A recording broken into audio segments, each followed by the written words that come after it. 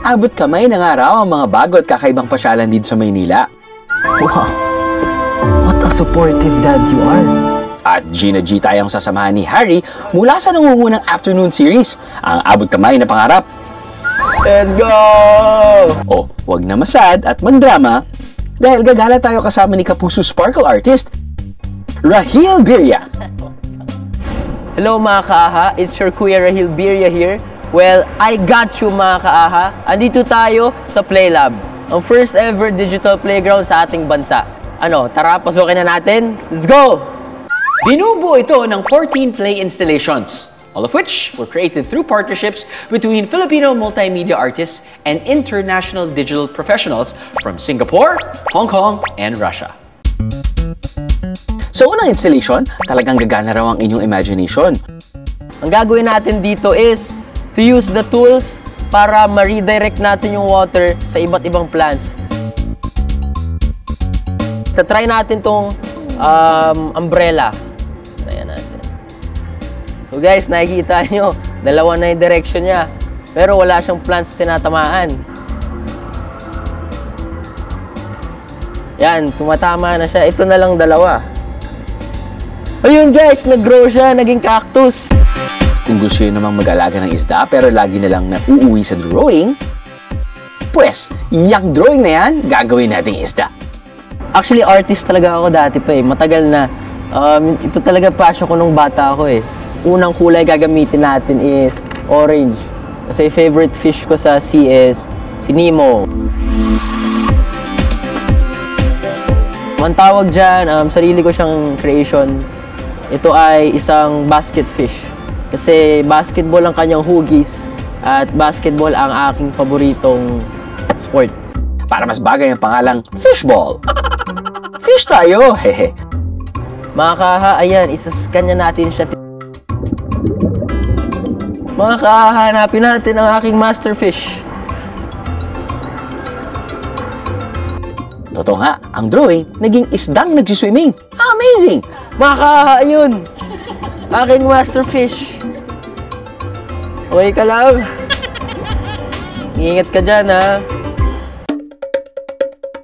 Mapapalaban din ang coloring skills nyo sa iba pa nilang attractions.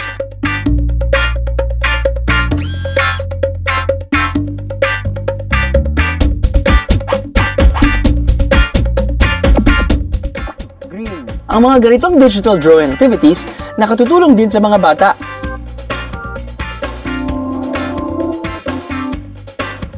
Para improve din ang fine motor skills at hand and eye coordination.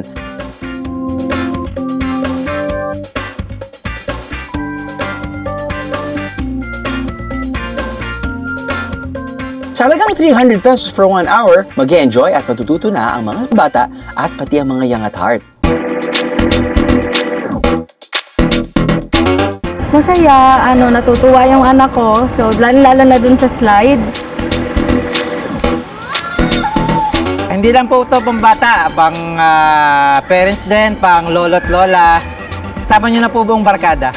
Mga kaaha, it's truly a place to have fun and to make memories. You bring your friends, your family, and make memories together.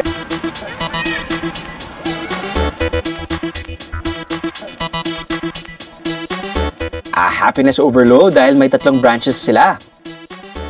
Mula Ortigas, San Pedro Laguna, at maging sa Cebu. Speaking of Cebu, nitong August 1, isang kakaibang pasyalan din ang kanilang binuksan sa publiko. Na hindi lang daw perfect for fun, kundi magbabahagi rin daw ng yaman ng ating kasaysayan. Ito ang National Museum of the Philippines, Cebu.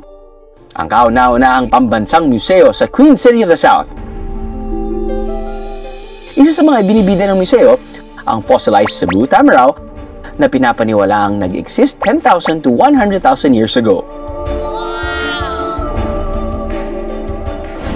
May isang fossilized na buto ng hayop na nakuha ng isang mining engineer doon sa bukid ng Balamban.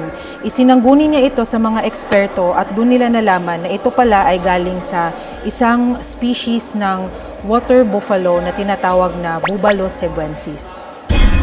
Endemic sa Mindoro ang mga tamaraw o water buffalo. Pero may ilang species nga nito ang nabuhay sa ilang bahagi ng Visayas gaya ng sa Cebu. Sa tabi ko, may illustration tayo ng difference between ng Cebu Tamaraw at sa Mindoro Tamaraw. So nakikita nyo dito na yung Bubalo cebuensis or Cebu Tamaraw is ganito lang siya kalaki.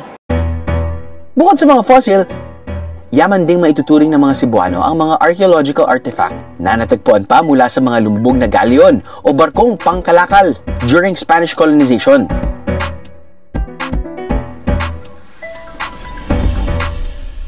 Tumagal na mahigit 200 years ang galleon trade sa pagitan ng Mexico at Pilipinas.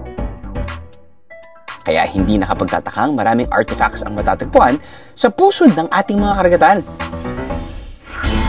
Pero kung may isang kayamanan daw na kanilang pinakaingat-ingatan, ito na raw marahil ang mga bagay na nahukay nila sa Plaza Independencia.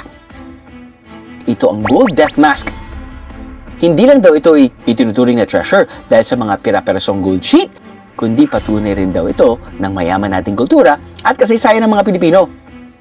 Tinatawag din po itong facial cover kasi tinatakpan lamang nito ang mata, ilong at saka bibig ng namayapa.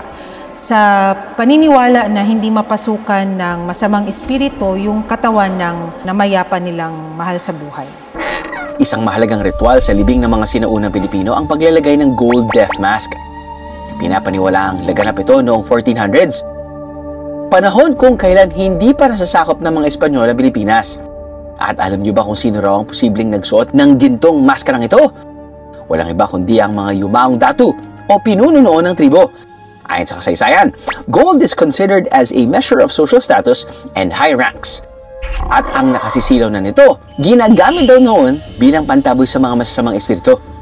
Isinasama pa sa labi ng kanilang pinuno ang kanilang mga sandata. Kaya naman ang gintong maskarang ito, simbolo rin ng katapangan ng mga Cebuano.